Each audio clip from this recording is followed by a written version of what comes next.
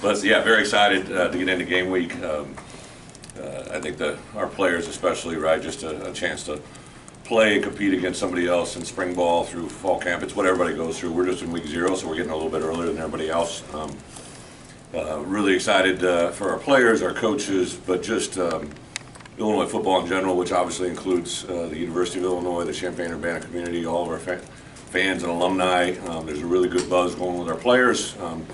Buzz doesn't necessarily equate to wins, right? But I do like the excitement, the energy, just the general feel of what our guys are doing. There's so many little indicators for me as a head coach. A year ago, you guys asked me, how do you feel? Different from the spring, and there's definitely just been a consistent evolution to get to where we are right now. And I couldn't be more excited. I've been doing this for quite a while as a head coach. I believe I'm going into my 14th year, and just to see what I've seen happen since last fall when we got done, through the portal process, through spring ball, through fall camp now, and to get into game week, there's been a time when I've been more excited. I'm talking after a Big Ten championship and projections to win one.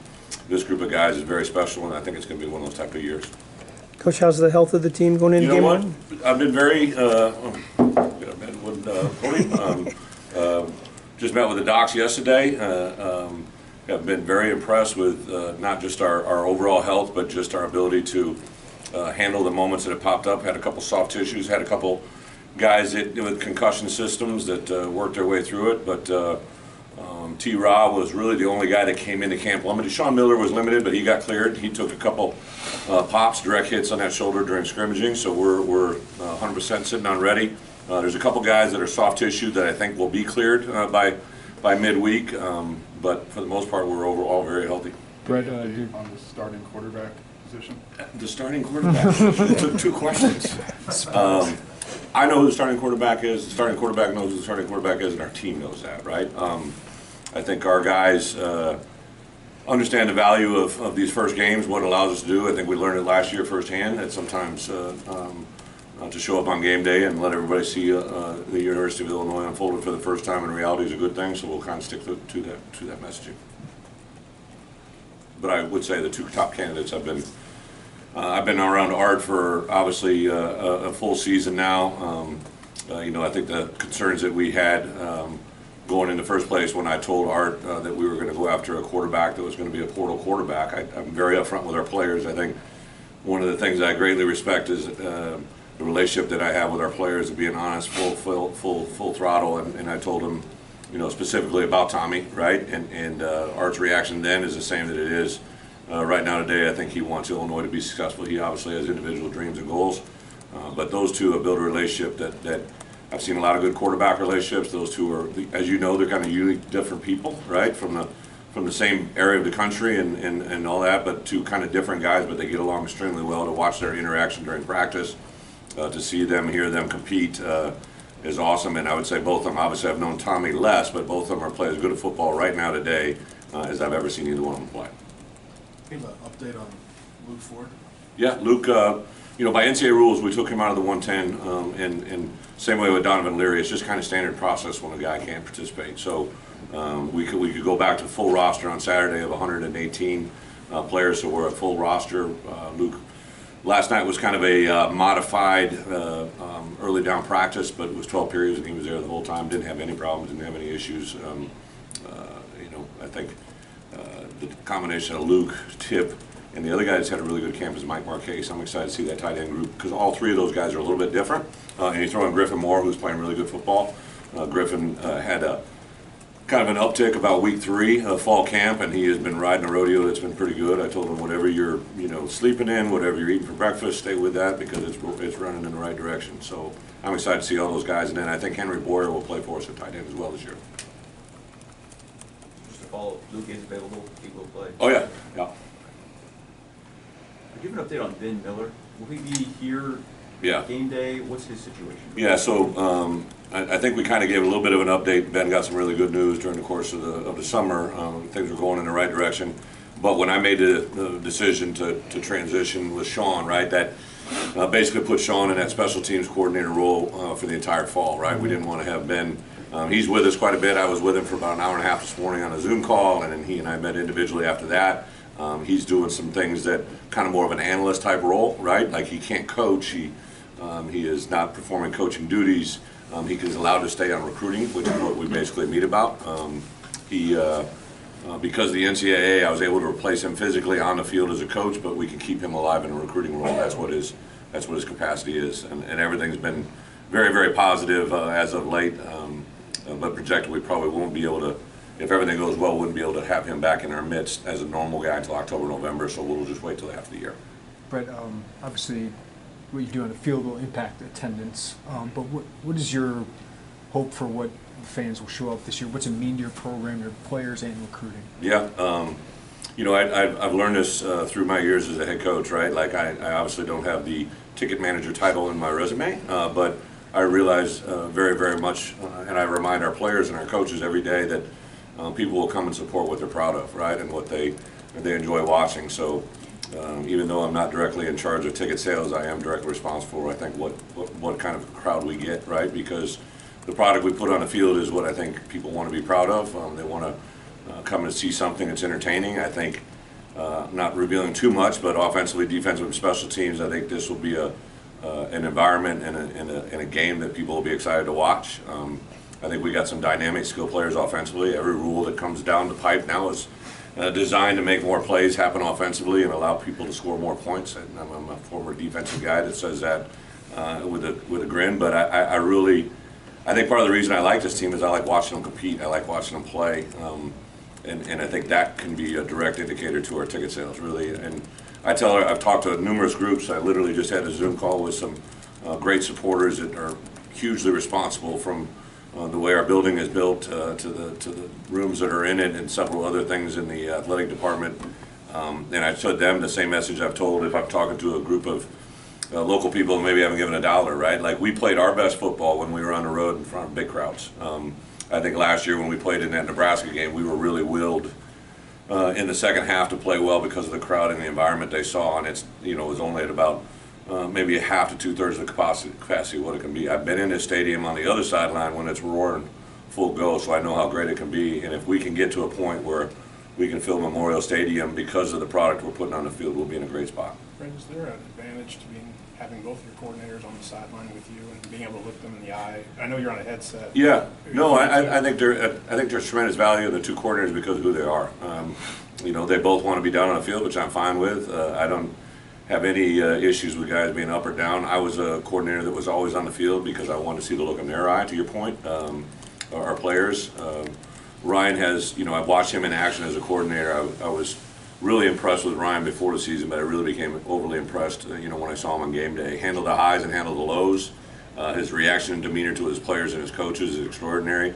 I'm fortunate you guys haven't seen it. I've been with Barry on game day.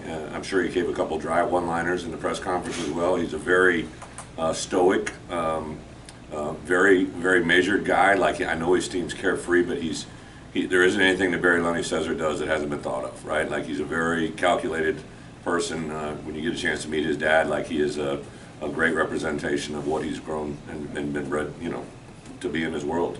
And those two guys, and I tell you, Sean, I'm really excited. I know you guys don't know a lot about him, but Sean and I would say over the last month have really spent a lot of time together. I'm excited to see what special teams brings us. He's instilled a lot of confidence, I think, in both our kickers and our return game for sure. So excited for that product to hit the field as well. So this idea of maybe unveiling all that is Illinois football, including starting quarterback, and not until the opener, was that something you've done before as a coach, or have you sort of evolved to that? Yeah, I think that anytime there's and I said this to you guys, and I mean this with all due respect, the last thing I ever want to do is make your job hard, right? Like, I don't like it when people make my job harder than it needs to be, but the number one priority I have is to protect and build Illinois football to be as best as we can be on Saturday, and part of that is restricting access, right? We got a new offensive coordinator. Now, the good news for you guys, if we don't have change, I might let you in a little bit more next year, right? Because you're not really going to have anything new, right? But I knew offensively what we've seen, right? People are trying to guess, are they a little bit of us last year? Are they a little bit of UTSA? Are they a little bit of both? Whatever it is, right? Like, well, Saturday we'll find out, right? Like, I think there's a tremendous amount of respect in our program for Wyoming. Coach Bull is been a very successful coach in every step of his career, and to win 3 national championships, at his, even though it was FCS, like, he plays really good football. He's an incredibly blessed coach who hires really good coaches. So we have a very difficult assignment on Saturday, which took question 14 to get to, but like this is a tough challenge for us on Saturday. I think they're very comparable and may even be better than the UTSA program and challenge that we had with last year. So that's kind of where our mind is at. What stood out about the way your offensive assistants kind of picked up what Barry was teaching them, and maybe even added some of their own flavor to it? Yeah, so it was very important for me to bring in a good football coach, right, with a good plan, a good scheme. But they have to believe in what they're saying, what they're doing, and then their demeanor to coach the coaches has got to be at a high level. And Barry coached high school football for, I believe, 5 years before I hired him, right? So that means he's in a high school, teaching high school kids how to run his offense, and also coaching high school coaches.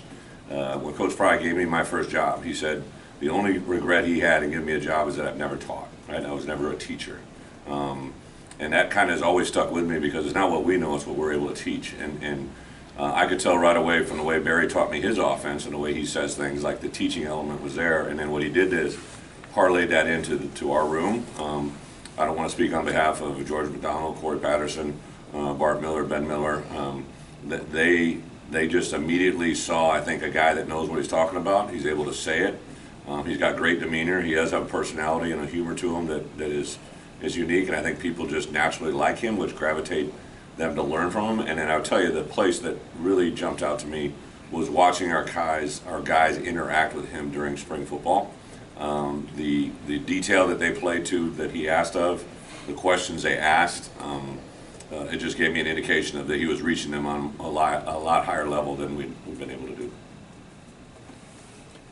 Wyoming, you mentioned challenges. Yeah. You talked last week about Craig Bowen, your respect for him, Yeah. but what have you seen on the field, both offensively and defensively? Well, a couple things, right? So I think defensively they're very long, right? If you just look at their numbers. So like I look at matchups all the time, right? And as a head coach, I formulate an idea during the course of our preparation on how I think the game will play based off of what I see. And I think their defensive line is long. Now they had some linebackers, especially when they got drafted 3rd round, really good players, active guys. They put a lot on them. They've had transfer and turnover, so a lot of it out, but also a lot of it in. So I've had to evaluate players that are playing in other schemes to see how they'll fit into what they're doing.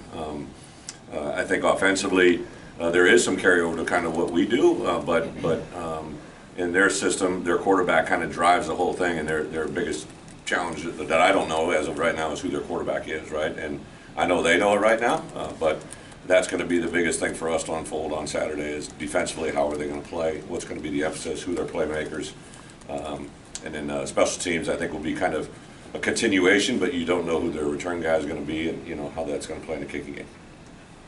In game week, how do you, like for the first game, how do you go about naming other starters? I mean, everybody wants to talk about the quarterback, but depth chart, you put it up, you do in a team meeting saying, hey, that offensive guard this week we're going with these guys. Do you meet individually? How do you do that? Yeah, Robert, great question. I think I know I say this, and you guys probably take me for what I'm saying, or you may say, he's just kind of full of it, right? But like, I treat all positions the same, right? Like, yes, I'm not unveiling QB1, but I'm also not unveiling who our starting Mike backer is, right? We got 3 linebackers who are good players, right? C.J. Hart, Dark Angelo, and Tariq Barnes.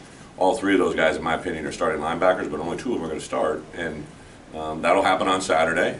They know who they are. They know what they're going to do, but that's just kind of how we're laid out.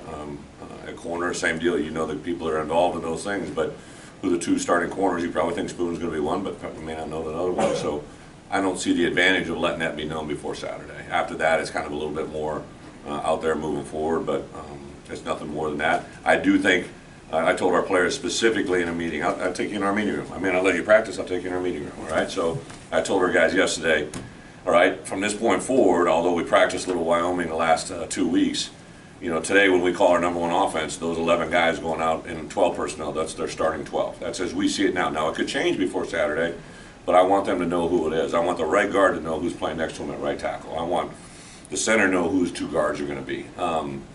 And I, you know, went on to the defense side, and I also said, you know what, there's going to be a starting left guard on our look team who's going to emulate Wyoming.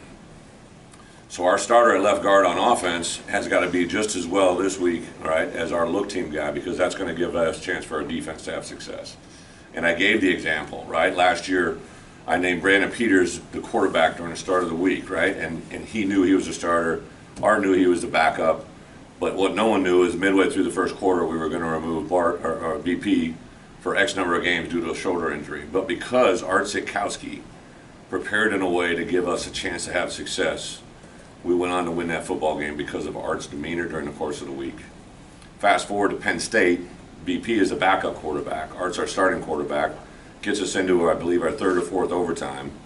Breaks his hand, his wrist, and the backup quarterback, who now is Brandon Peters, who prepared and did everything we asked to do during the course of the week, came in and won the game for us as a backup quarterback.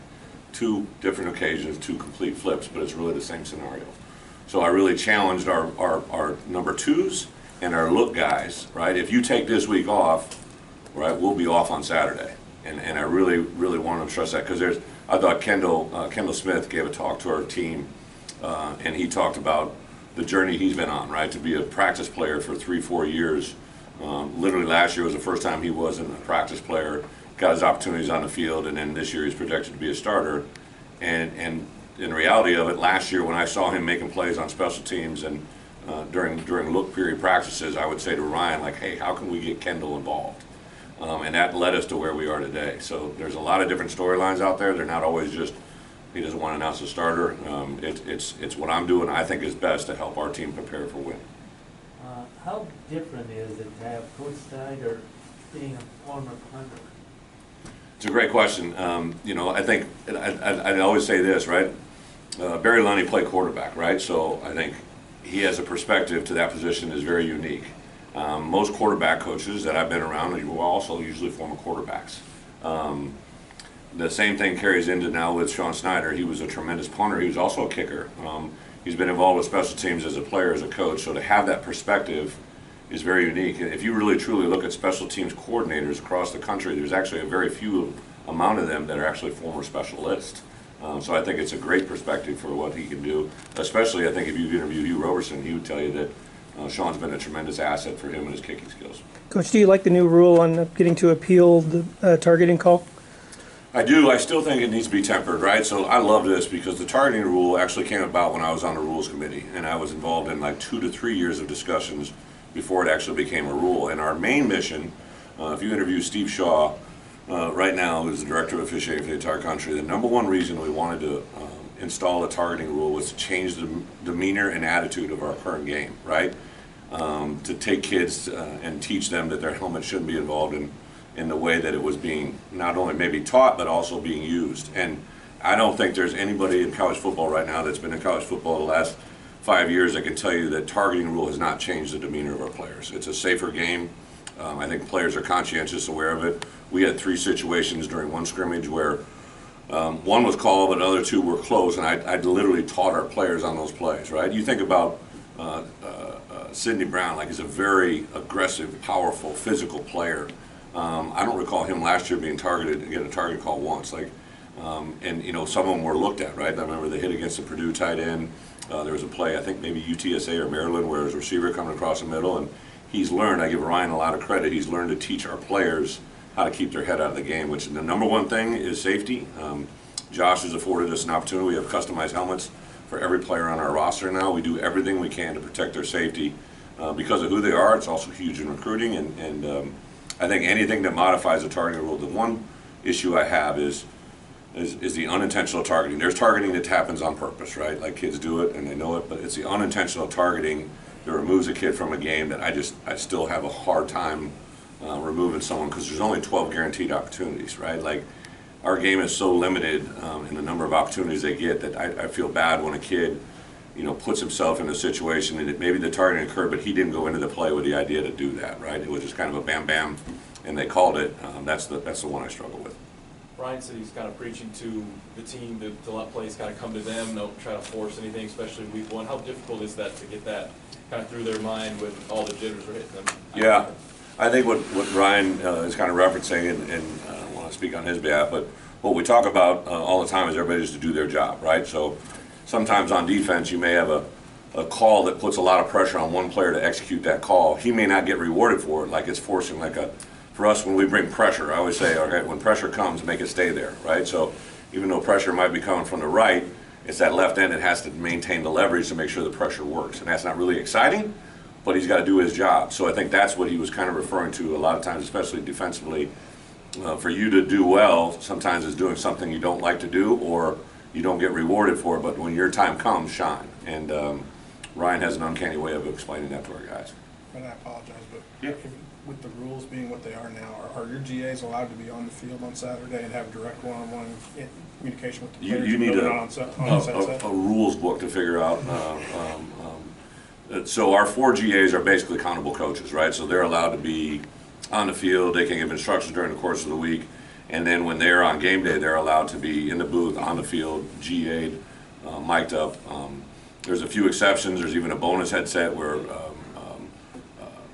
we can assign it to someone, but they have to be within a certain age group. Like there's all these like crazy rules. I can promise you, we are going to be NCAA compliant. I actually have a small staff. If you just kind of look at our staff compared to other, if you just put the pure numbers out there, we have a couple analysts and some other things, but I don't always think that more is best, right? I think quality is important. So for our GAs, we have Vince Jeffries, who will be involved with our offensive coaches on the sideline, an offensive GA named Tyler King that will be involved with our tight ends, and he'll be, Tyler will be on the sideline. Defensively, Preston Gordon, I believe, is upstairs, and Joe Dean is actually, I think Joe's going to be upstairs as well, defensive GA. You guys are worn down. Good. All right. Thank you, guys.